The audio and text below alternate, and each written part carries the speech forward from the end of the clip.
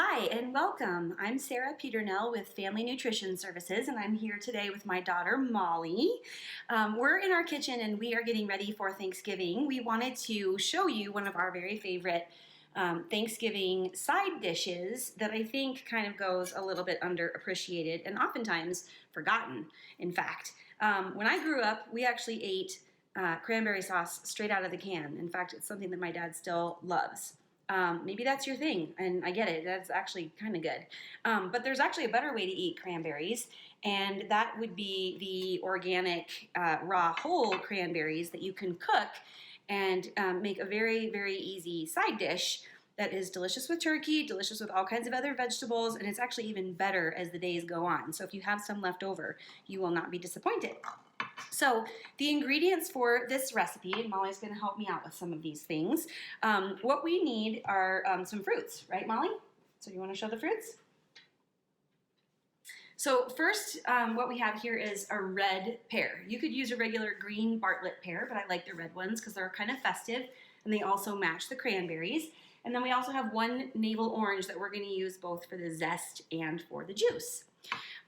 In this baking dish, I have rinsed and placed one bag of organic whole raw cranberries. So you can see that there. And I've actually placed them in the baking dish because that's how we are going to cook them. Sometimes maybe you have cooked these over the stove, or you have a recipe where you have to simmer them, and babysit them for a really long time, and that's absolutely not necessary. This is much easier.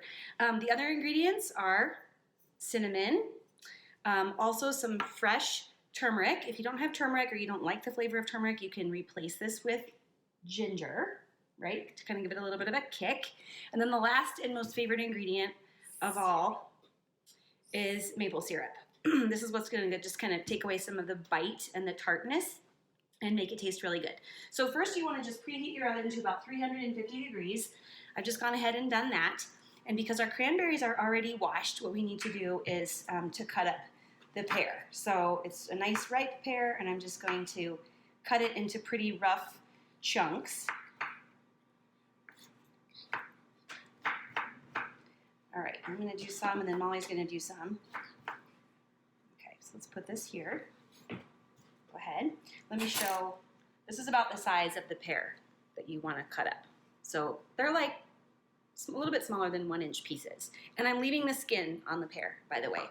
And so I'm just going to add the pear that Molly's cutting up for us here to the cranberries. I'll tell you, when you have this cooking in your oven, whether it's Thanksgiving or before Thanksgiving or anytime during the holidays, it literally smells just like the holidays. Molly just said heaven. So one of the things that I really do love about cranberries is that they're really high in antioxidants. And so amidst a lot of the other holiday foods that we eat, which can be maybe more abundant in carbohydrates than you normally eat, or maybe some kind of favorite ingredients that go along with some of your favorite family recipes that you don't normally cook with. So there can be maybe some free radical damage going on. She's making sure it's cut perfectly. Some free radical damage going on from maybe sweeteners or more processed types of foods in some of your family traditional recipes. Having fresh raw cranberries from scratch to cook for one of your side dishes is a great way to help kind of combat some of the damage. So I've got my washed navel orange here, and the first thing I'm going to do is I'm going to just add the zest, pretty much the whole outside. If you've ever used a microplane, it's very sharp, so I think I will do it. It is very, very sharp. A microplane has these tiny, tiny little cutters. This is probably one of my most favorite kitchen tools ever. It is very sharp, and so it's great for getting things to a very fine, like a mince almost, if you are using cooking terms. So with the back of this grater, I'm just taking all of the zest off of the outside of this organic navel orange. I'll show you what it looks like in just a second, but you can see how it's just kind of taking off a little bit of that color from the outside of it. And then I'm just tapping the zest into the baking dish right on top of our fruits. So here we have, so far, the package of organic cranberries, and then also the cut up pear, roughly chopped, and then the zest from the orange. And this is Molly's favorite part, is squeezing the orange juice onto, you're just gonna cut it in half, and now you're gonna use the orange juice. And go ahead, Molly, give it a good squeeze. We're just gonna squeeze it right on to the dish.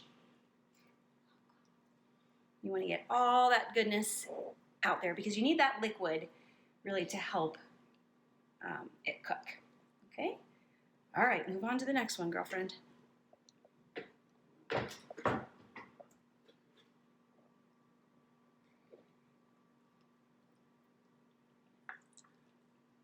So far our ingredients, all fresh, all natural, all really easily accessible this time of year during the holidays. You don't have to go to any special fancy markets. You don't have to go to any kind of great lengths. These are typically things you can just find in the produce department of any grocery store. Okay, awesome, thank you. So now we have the orange juice. Sorry, I just moved my camera. Okay, so here we have, again, cranberries, the pears, the orange zest, and the orange juice. And now, if you've never worked with fresh, raw turmeric root, this is actually what it looks like. I just broke it in half so you can see the bright orange. This is one of the most medicinal of all of the root spices because it contains, turmeric contains curcumin, which is the active component, which has actually been known and has been proven in many studies to be anti-inflammatory and to have a lot of health benefits. And it's a spice that's been used for forever, especially in a lot of Asian dishes and Indian cooking. I just love turmeric. You can do a lot of things with this. I like to juice it raw with oranges and carrots, but it's really, really great in cooking, and it adds kind of a subtle flavor to these cranberries. It's just like a tiny little kick. And so I'm not even going to use the whole thing. I don't peel it because the peel kind of just comes off the edge. I'm also putting it on the microplane. So now you can see in here I have the zest and the turmeric, all those bright orange colors. We're going to use about a teaspoon. Yes, we're going to put about a teaspoon of cinnamon, powdered cinnamon, onto our fruits. If I can get it open. So you can measure it out or you can just eyeball it. This thing is hard to open. I got it. All right, so I'm going to pour it in here, and then Molly's going to sprinkle it on. Just kind of, if you want to coat it evenly, you can give this a toss. There you go.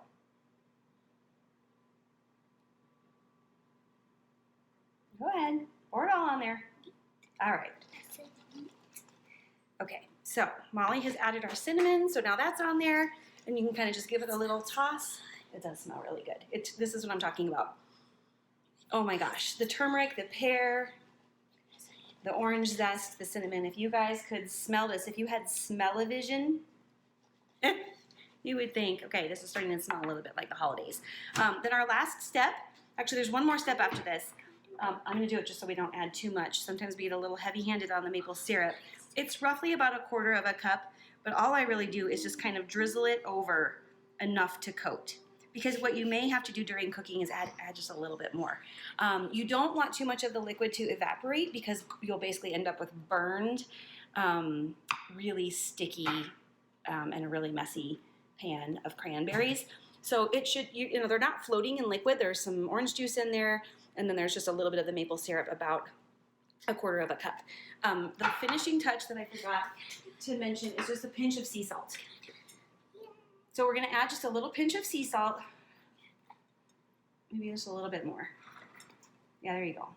And kind of crush it between your fingers, and we're just going to sprinkle it over top of the fruits. That's plenty. So it's barely any. It's literally just a pinch. It brings out some of those flavors. Salt can help to enhance sweet dishes as well as savory dishes. So don't forget a little pinch of salt. And then I'm going to bake this covered. So I'm going to grab my lid here, and this glass baking dish will just go right into the oven, and I'm going to bake it for about 30 minutes. Okay. All right, so when that comes out of the oven, we'll come back and we'll finish up our video for you, and we'll take a little taste of it and you can see how we like it. Okay. See you soon. Okay, we are back here after we had the opportunity to cook our delicious cranberry pear oven relish, I guess if you want to call it, or cranberry sauce. I want to show you what this looks like. It's still steaming because it just came out of the oven. I've gone ahead and transferred it from the baking dish into this just little serving dish. It has shrunk down quite a bit because it did, after all, bake in the oven. And so some of the water has been released from the fruits, and so they caramelize a little bit in the baking process. But you can see here how they've sort of created kind of a nice little jelly-like sauce. And what I want to tell you is that you can just cover this and put it in the refrigerator, and it will be good for days. And when you go to serve this, you can serve it cold or room temperature. You can easily just heat this back up. Some serving suggestions would be to serve with some maybe crushed walnuts on top, or maybe some shredded coconut. You can do an extra dash of cinnamon. As I said, this goes great with lots of different veggie side dishes for Thanksgiving, and it goes great also with lots of different meat dishes, like obviously turkey. But if turkey is not your thing for Thanksgiving, this also goes really, really, really well with baked or grilled salmon. And it is amazing with some braised chicken legs or chicken thighs that you can bake in the oven. So I wanted you all to have this recipe before Thanksgiving. Try it out. You won't believe how easy it is. We hope you enjoy it. Should we give it a little taste?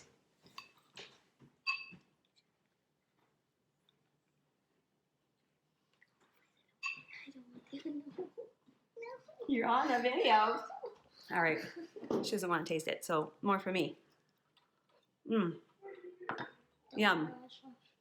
Well, from our family to yours, happy Thanksgiving. Have a wonderful Thanksgiving holiday. Take care and see you soon.